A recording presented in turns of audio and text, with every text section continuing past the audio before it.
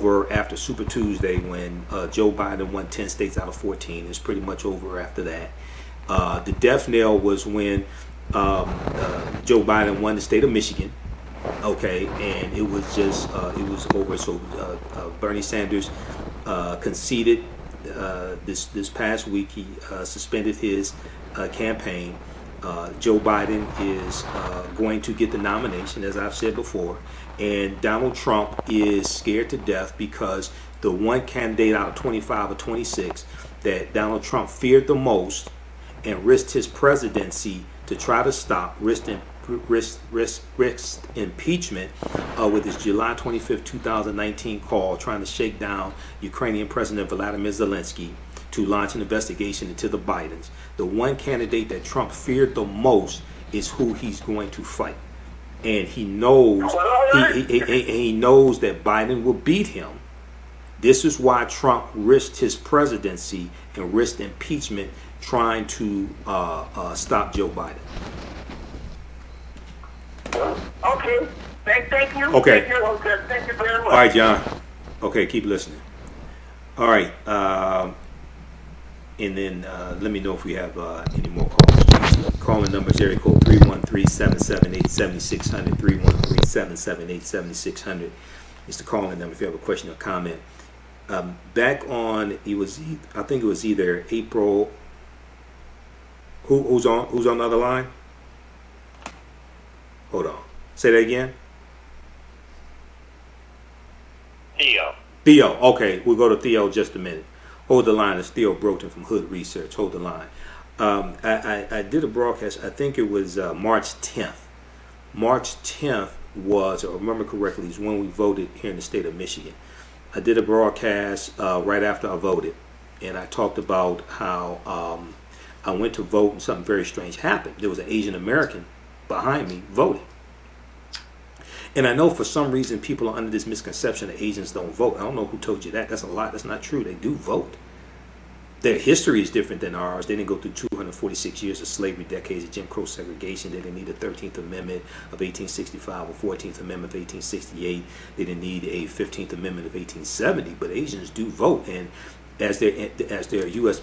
population has gone from 4% to 5%, and their voter turnout has gone from 3.5% to 5%.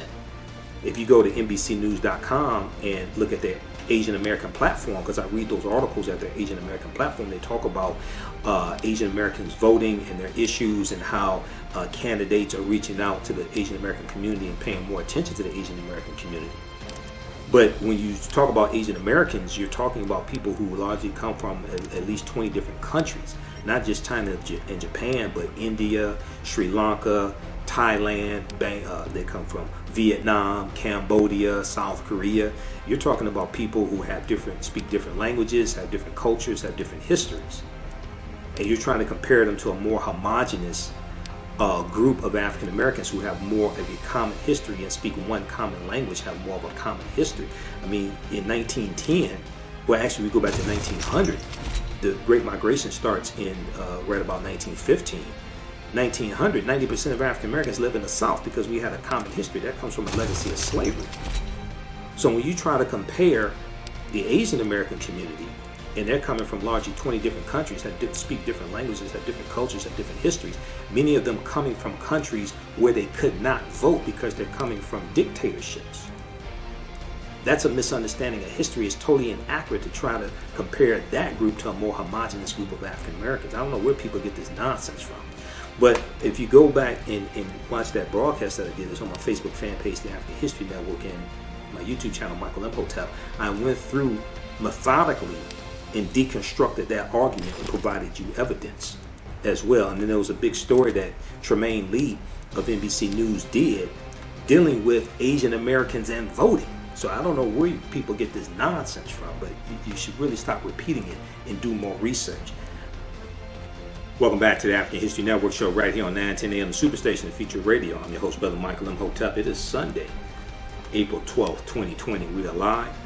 Hope everybody's doing well. We're broadcasting on my YouTube channel, Michael M. Hotep, IMHOTEP, on YouTube, and also our Facebook fan page, The African History Network, The African History Network. On Facebook. If you want to support the African History Network, you like this type of information, you can donate $ the AHN Show through Cash App, $ the AHN Show through Cash App, or paypal.me/the AHN Show, paypal.me/the AHN Show through PayPal. Then also at my website, AfricanHistoryNetwork.com, AfricanHistoryNetwork.com. All my DVD lectures are available at our website, also AfricanHistoryNetwork.com. And then we have our latest bundle pack is the Black Migration 1619 and 2019 bundle pack. And it includes my presentation, 6 Principles of Political Self-Defense, Understanding How Laws and Policies Impact the Economic Conditions of African Americans. 6 Principles of Political Self-Defense, Understanding How Laws and Policies Impact the Economic Conditions of African Americans. Let's go back to the phone line. Let's go to Theo Broughton on, I'm not sure which line she's on. Theo, welcome to the African History Network Show. Tell us where you're calling from. We have Theo on the line. Okay. Yep, she's on. Okay, Theo, yeah. Go ahead. The smallest one.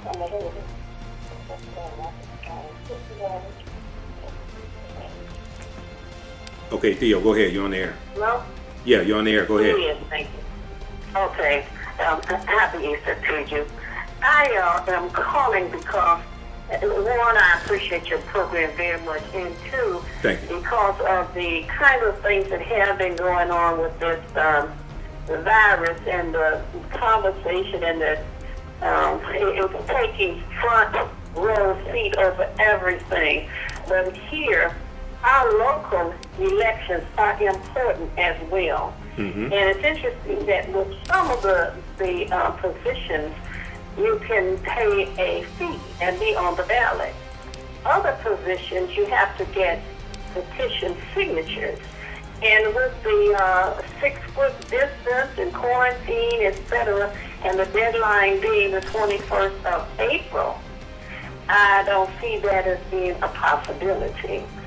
People have been calling the Secretary of State and the governor and writing emails and letters asking to convert the other petition signature requirements into a fee, even if it's just for this political season right now.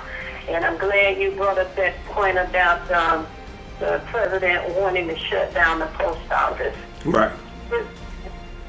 It seems like everything he puts on now that he can't have his rallies is a reality show. Yes. Yep. And, so we have to be mindful of the kinds of tricks that are being played on the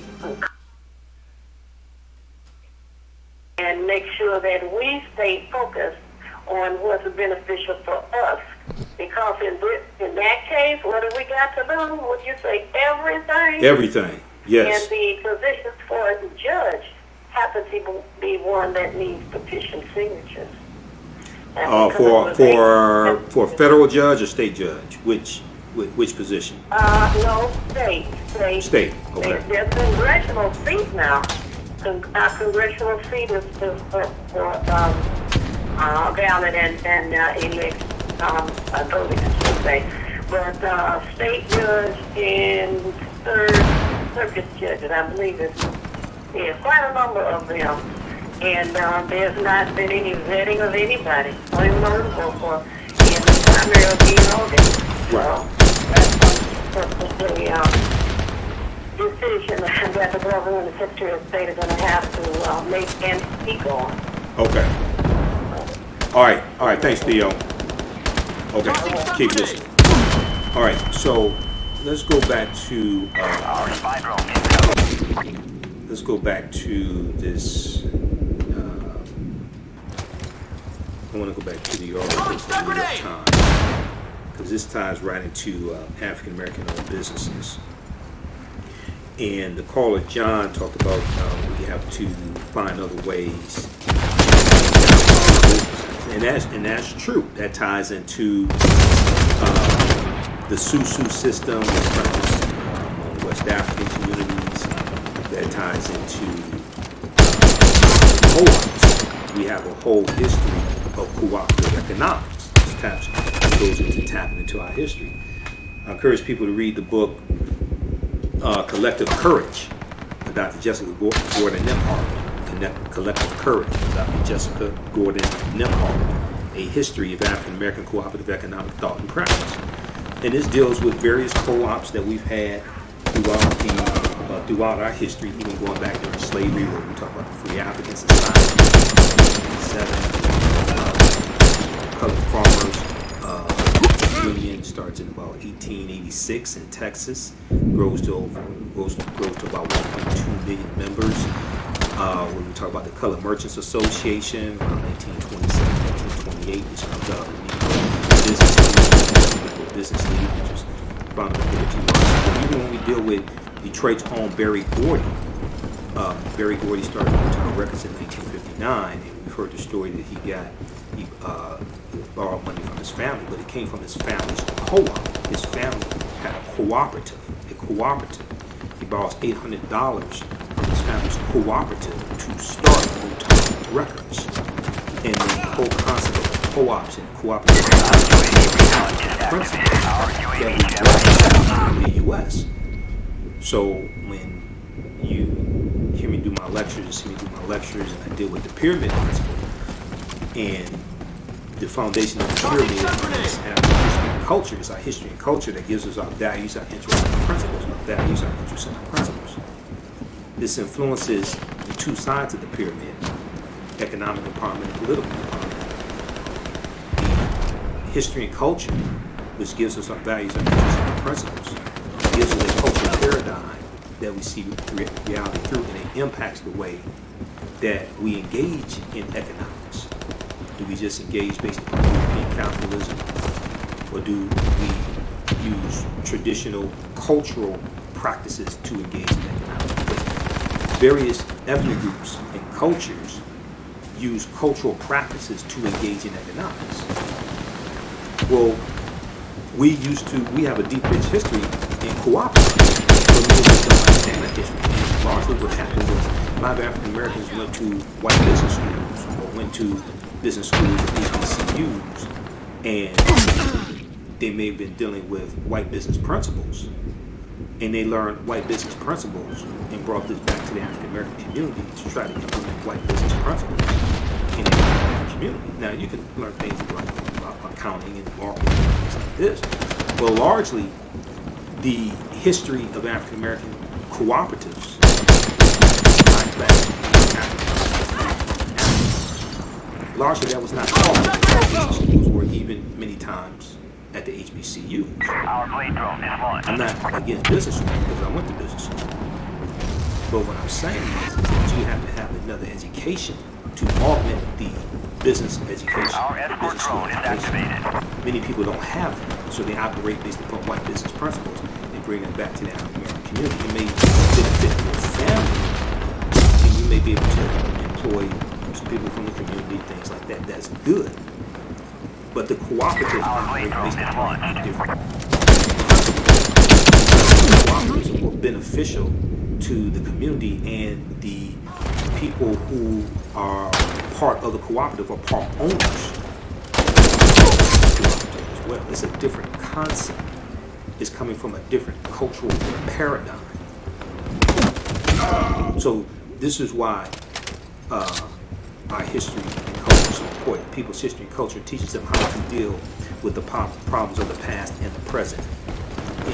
People's history and culture teaches them how to deal with the problems of the present and future, and to meet the needs of the community. Okay, this is why it's so important. We've dealt with similar things before, not maybe exactly like today, but we've dealt with similar things before. How do we deal with that? Okay, so this is why our history and culture is so important. What you do for yourself, what you do to yourself, and what you do to you is based upon what you think about yourself. What you think about yourself, what you haven't thought about yourself. What you have thought about yourself is based upon what you. Okay, let's go back to this article here because we run out of time. And then I want to get to these two. I want to get to these two stories. One dealing with Tyler Perry purchasing groceries for seniors, and also Master P providing services to clean seniors' homes in New Orleans. Those stories also. Enemy plane drone is launched. So let's go back to this article. Victory. Well done. Okay, so Yasmin Young, owner of Diaspora Salon in Baltimore, Maryland, is among the thousands of small business owners at risk of being shut out Our of escort drone is government activated. efforts known as the Paycheck Protection Program because of limits set by lenders grappling with overwhelming demand. These loans do not have to be repaid if the money is used for payroll, rent, or mortgage expenses. Could be a lifeline for struggling businesses if they can get them. And for small business owners like Yasmin Young, who is African American, the hurdles could be much higher. That's because minority-owned businesses, especially African-American-owned businesses, have weaker banking relationships than their white-owned counterparts. One legacy of the practice of redlining or refusing to lend to people in communities of color. Research shows that African American and Latino business owners are denied loans at higher rates, anticipating that minority business owners could struggle to tap federal aid. Some lawmakers are proposing ways to earmark additional funds specifically for minority-owned businesses. And on this past Wednesday, which was the 8th, Wednesday, April 8th, 2020, a group of prominent African American investors, including John W. Rogers Jr., the billionaire co-chief executive of Ariel Capital Investments, which is a mutual fund manager, sent a letter to lawmakers expressing concern that the emergency loan program was already leaving African American borrowers behind.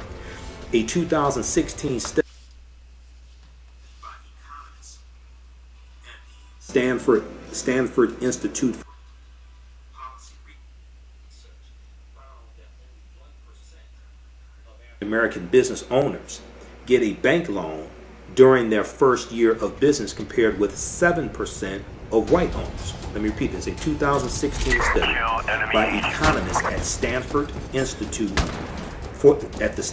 Institute for Economic Policy Research found that only 1% of African American business owners get a bank loan during their first year of business, compared with 7% of white business owners. Twice as many white business owners, 30% of the total, used business credit cards during their first year in business, compared with African American owners, among whom only 15% rely on a credit card. Now, African American businesses also start out with less capital, whether from investments or bank, than white businesses, the study found. Quote, black-owned businesses continue to rely on family loans to a greater degree than white-owned firms in the 3 years following the firm's founding, end quote, the researchers found. They went on to say, this suggests that access to formal debt channels remains limited for minorities, end quote.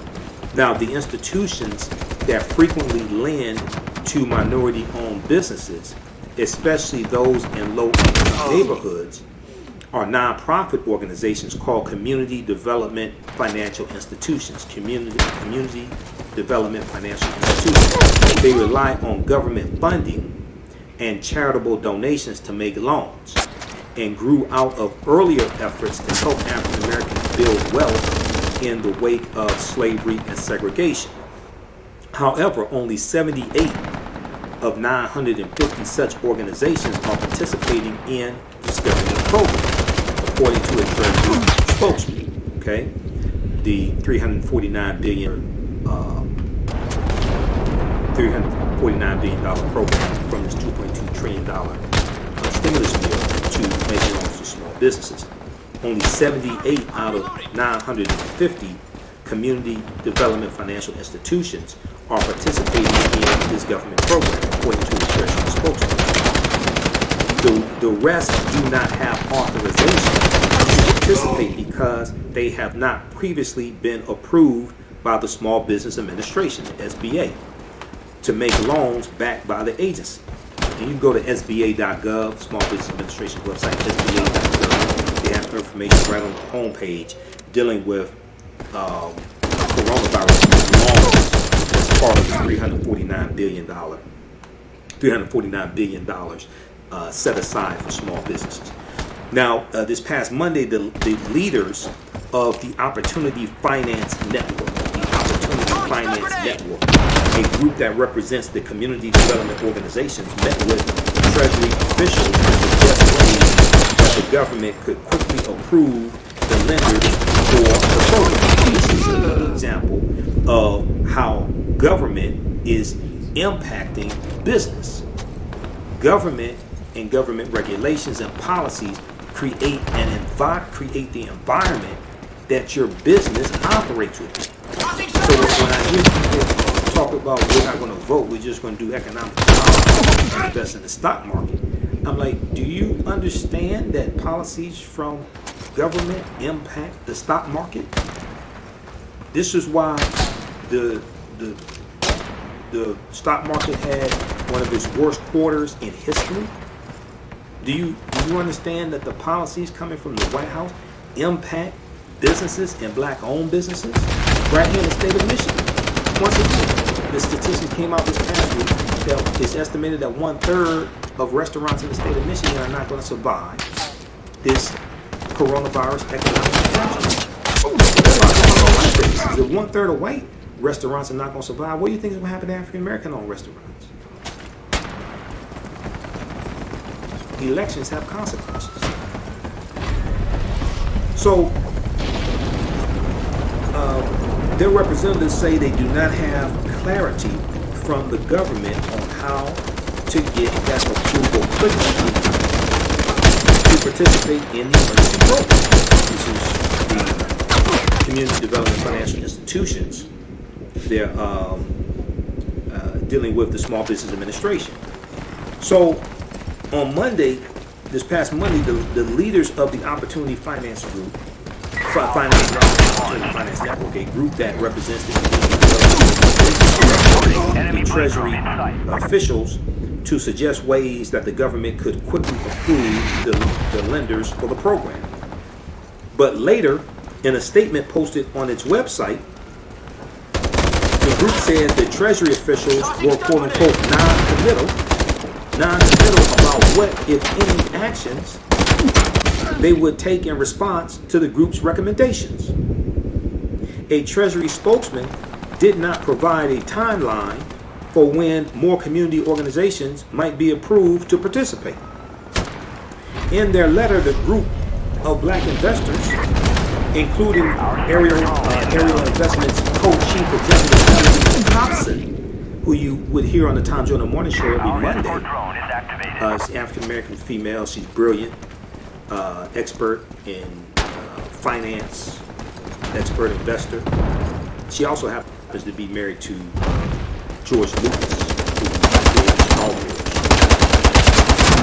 She's African-American, married to George Lucas. You know, if we're going to do wrong, we do wrong right.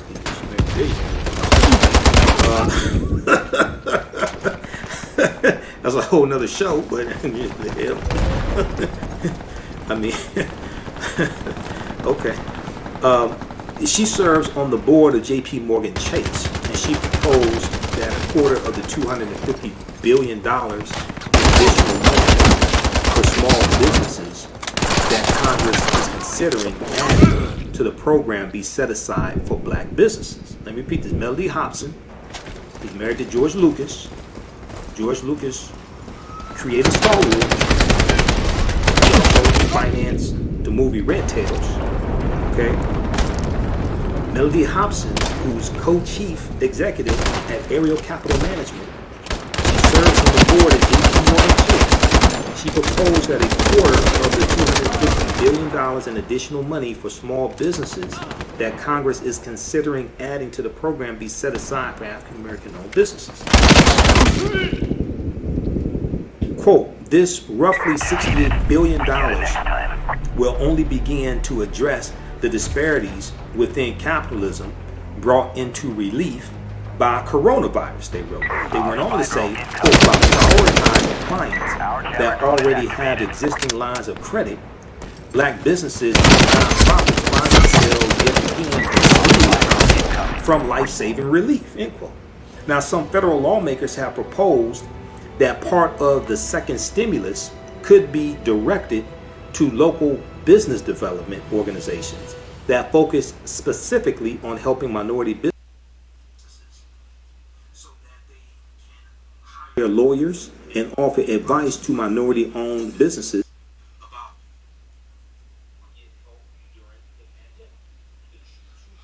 CARES Act, the Coronavirus Rescue Act.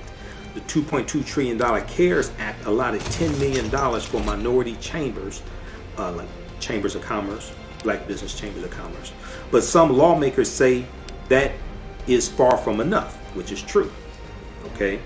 During a call on Wednesday, a conference call on Wednesday with Vice President Mike Pence, members of the Congressional Black Caucus expressed concern that funds from the program were not reaching black business owners, according to Representative Emanuel Cleaver, the second Democrat of Missouri, and a caucus member, black caucus member, who was briefed on the call after it took place. Vice President Mike Pence said that the program had gotten off to a shaky start in general. That is being generous. A shaky start in general? I mean, that's being kind. It was a horrific start. The Trump administration is basically making this stuff up as they go along. This is one of the most inept. I told you before, this is like the Three Stooges and the Little Rascals running the government. This is one of the most inept governments that I've ever seen. Representative Emanuel Cleaver of Missouri, a member of the Congressional Black Caucus, said, quote, he did admit that he had some difficulty. He did admit that they had some difficulty. The fear now is that if we don't act quickly, by the time we get the help for minority businesses by way of having advisors through minority chambers, chambers of commerce, black chambers of commerce, things like this, Hispanic chambers of commerce, the fear is the money will be exhausted, end quote. Yeah, because white businesses are getting this money. This is what I said before. While African Americans putting out videos talking about baby daddies don't get a $1,200 stimulus check as a one-time check, you're gonna have white businesses getting this money, this $350 billion. I said we need to focus on that, because we can say some of these, they can hire some of these brothers that are behind on child support.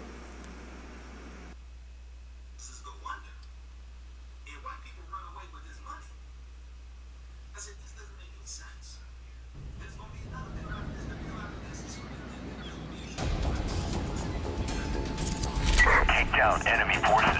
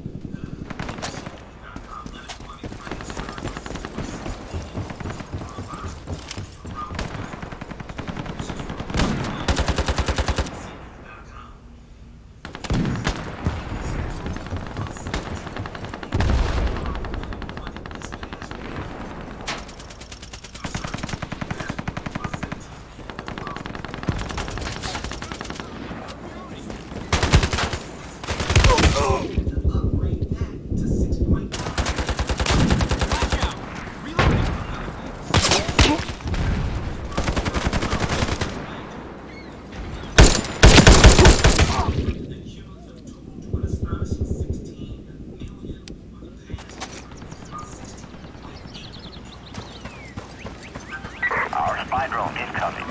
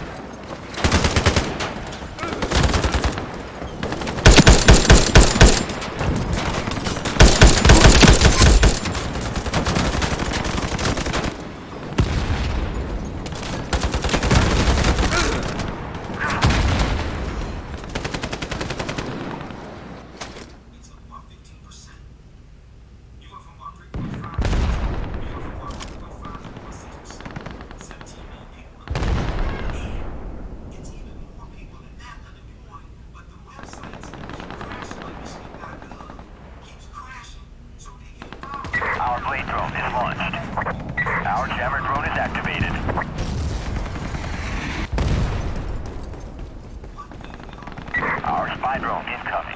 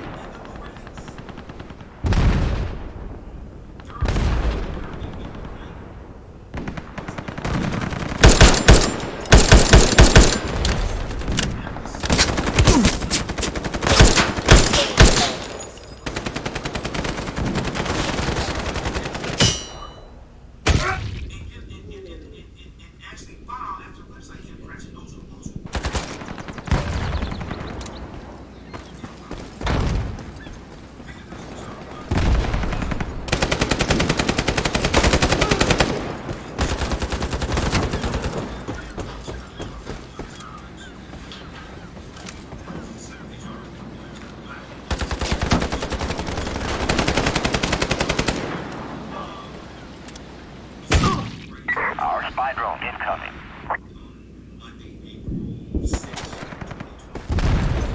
Our jammer drone is activated.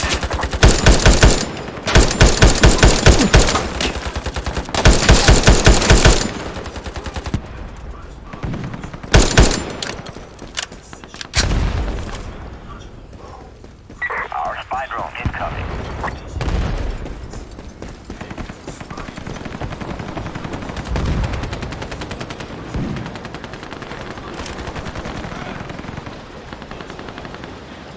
Our jammer drone is activated. Enemy blade drone is launched. Our blade drone is launched.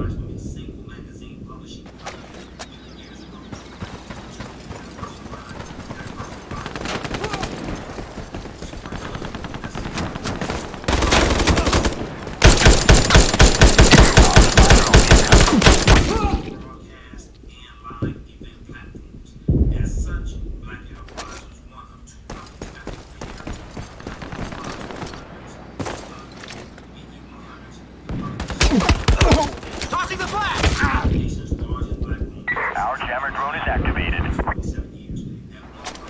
Warning, enemy blade drone in sight. Enemy escort drone activated.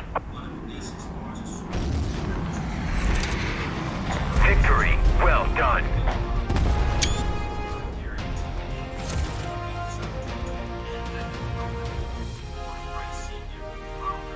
Our jammer drone is activated.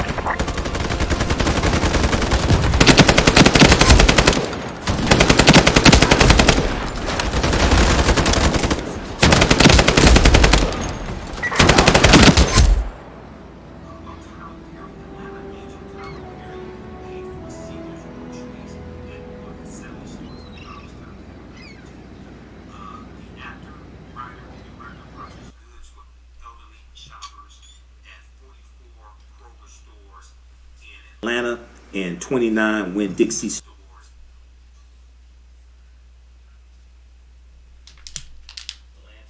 29 Winn-Dixie stores in Louisiana. Okay, let me know how much time we have, JT. Tyler Perry just made the lives of a lot of people in Georgia and Louisiana easier during the coronavirus pandemic. The 50-year-old movie mogul purchased the groceries for certain shoppers at 44 Kroger stores in Atlanta and 29 Winn-Dixie stores in Louisiana. Tyler Perry's generosity covered the halls of elderly people shopping during the hour reserved for them amid the global crisis, the global pandemic coronavirus. Tyler Perry currently lives in Atlanta and grew up in New Orleans. The receipts for those whose groceries were paid for will reportedly sign Atlanta Angel. Atlanta Angel. Check out the rest of this article from HuffingtonPost.com. Atlanta Angel. Tyler Perry paid for seniors' groceries at more than 70 stores. I mean, Tyler Perry has a really big heart. There's really a lot of good things that he does for everyday people. Then we see News1.com has an article about Master P. JT, are you there? News1.com has an article about Master P and the work.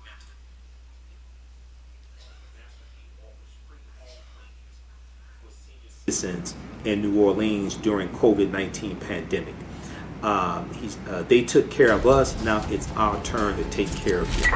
Okay. This is from News1.com, and waiting for that article to load up. Okay, so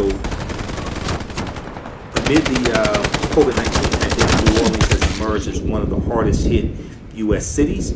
Hip-hop mogul and hip-hop artist on a mission to ensure that the most vulnerable groups in his hometown have the support and resources needed to make it through the crisis. According to WBRZ, he is offering to cover the cost of cleaning services for the city's senior citizens. And that's a great thing that he's doing also. So he's helping the elderly population in New Orleans through his sanitizing and cleaning company, Master Clean Life. Master Clean Life. The company sells an array of disinfecting and cleaning products designed to sanitize homes and businesses. In addition to offering cleaning services, he's providing senior citizens with free hand sanitizers. He said, quote, "The more we make, the more we give." Okay, through these uncertain times, we really wanted to help our elderly get through this. Many of the seniors are not able to get to the stores. They are running out of groceries and resources are low. We just want to do what we can to help them. They took care of us. Now it's our turn to take care of them. Check out the rest of this article at News1.com. News1.com. Master P offers free home cleanings for senior citizens in New Orleans during COVID-19. Okay. And that's from April 12th, 2020. All right. So we run out of time here. I have to get to this article. I'll do another broadcast dealing with this. This is from News.yahoo.com. News.yahoo.com. Smoking marijuana could make the lungs more susceptible to COVID-19, experts say, as cannabis sales spike. Let me know how much time we have here. In marijuana smoking COVID-19. Some studies and anecdotal reports suggest marijuana can help people cope with anxiety, which is being felt deeply across the world as coronavirus continues. But lung health experts warn that smoking marijuana regularly could increase a person's risk of contracting COVID-19 and also having more severe symptoms and complications from the disease, given evidence on tobacco and COVID-19 and what we already know about how heavy marijuana smoking the lungs. Okay, preliminary CDC data found that chronic lung diseases, including asthma, chronic obstructive pulmonary disease or COPD, and emphysema were common underlying conditions in hospital patients in the U.S. The CDC, smoking marijuana could also make a person's COVID-19 symptoms worse compared to a non-smoker, said Dr. Panagis Galistatos, a pulmonologist and national spokesperson for the American Lung Association. So check out this article also. We have to get out of here. Smoking marijuana will make the lungs more susceptible to COVID-19 as quick say as cannabis sales spikes. So remember, the African History Network, we focus on educating, empowering, and inspiring people of African descent throughout the diaspora and around the world, because right now it's corrects wrong behaviors, not only to remember kind of forever. Stay tuned for Pastor Mo. We'll talk to you next week. Peace.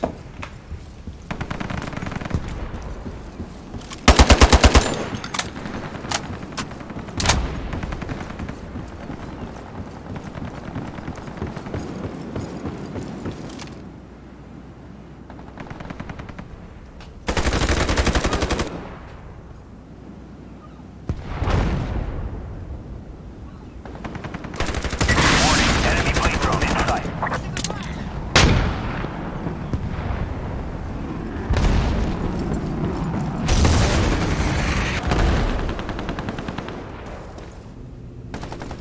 Our blade drone is launched. Enemy striker drone. Move out.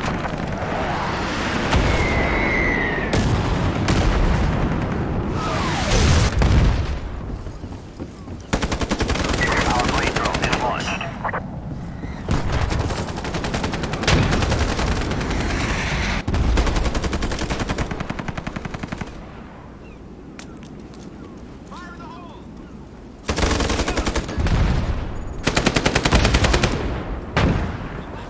Our striker drone incoming.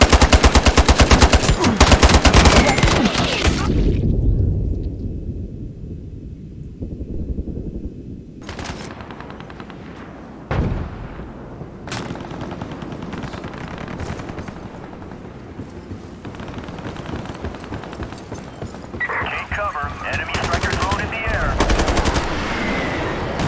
Flash out! Tossing EMP!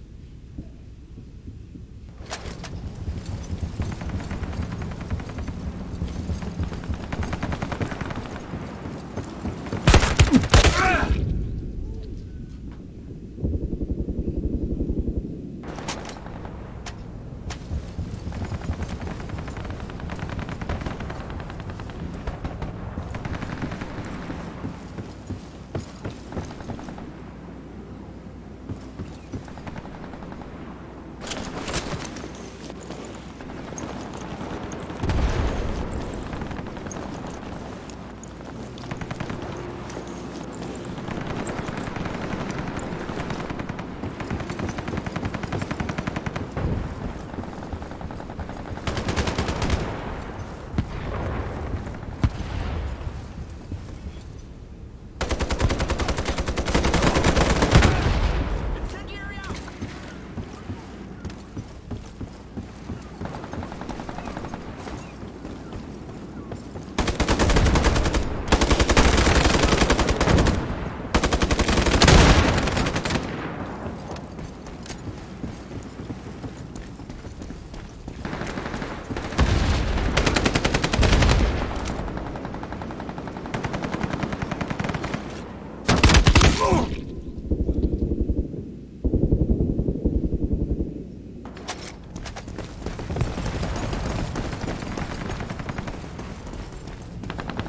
Incendiary!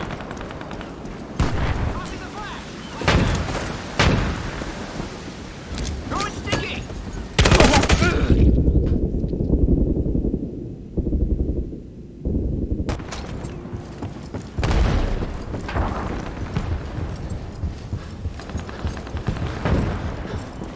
Our spy drone incoming.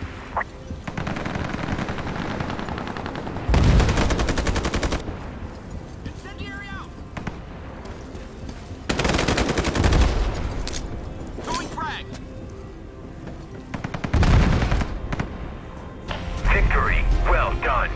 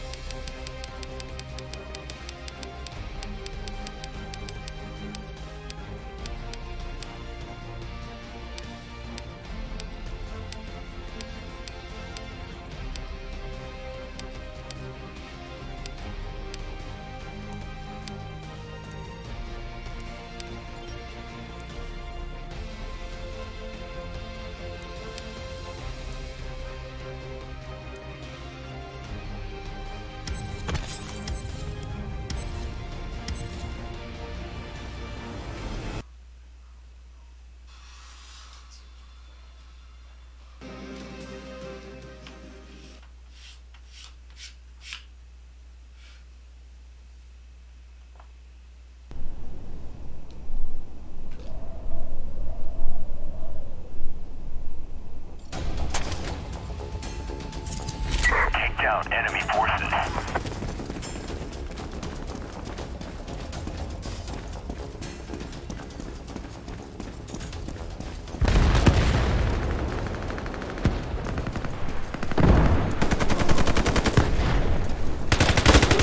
Changing back.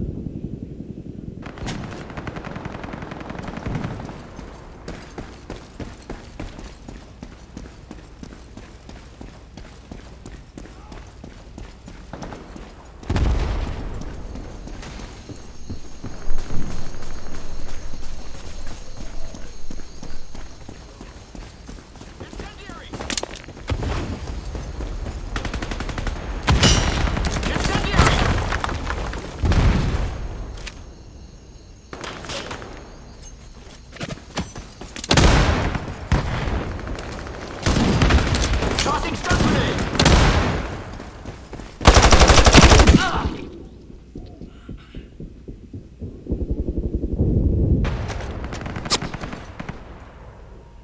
Defeated. We get it next time.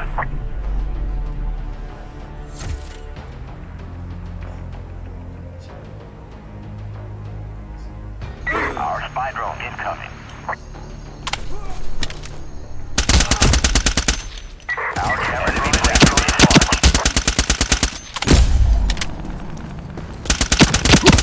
Enemy striker drone. Move out.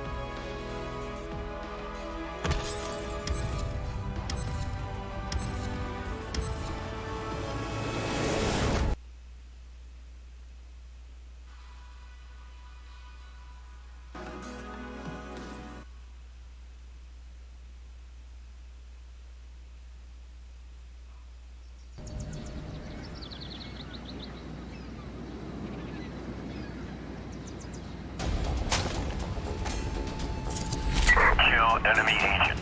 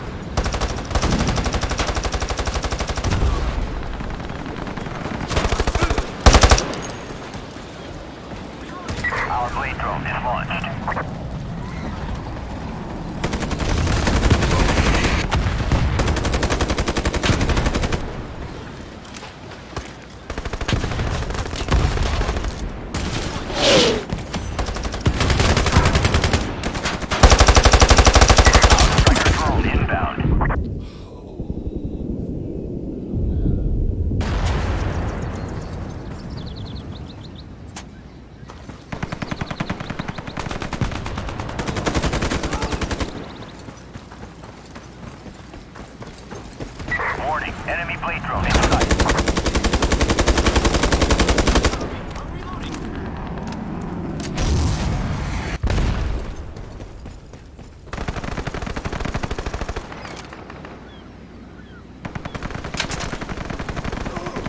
Throwing stun grenade.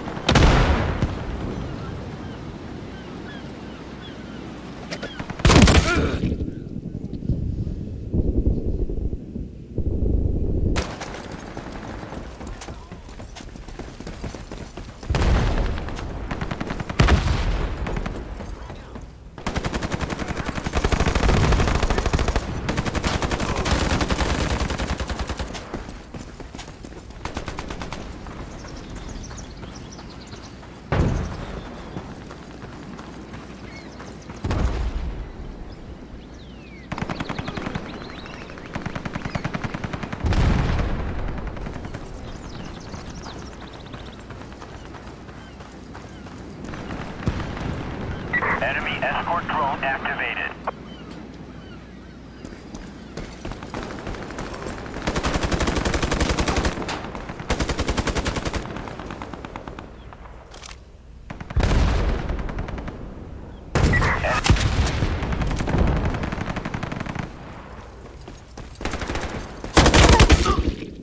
Our blade drone is launched.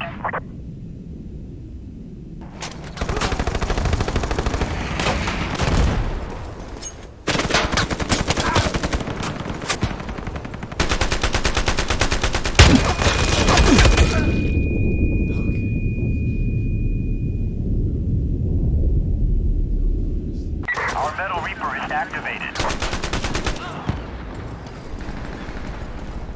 Our striker drone incoming.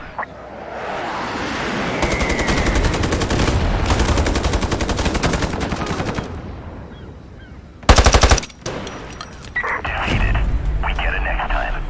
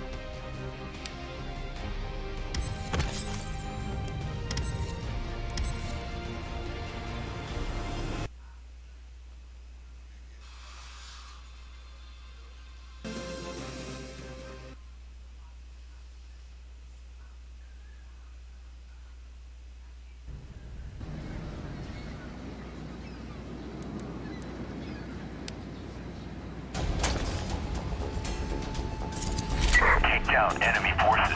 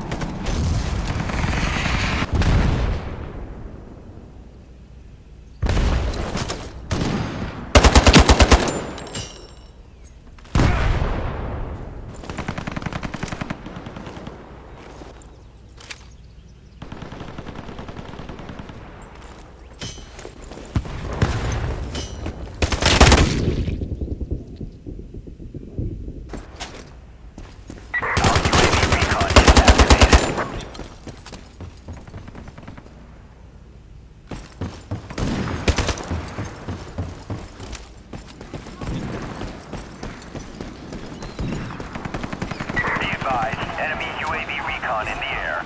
Our UAV jammer inbound.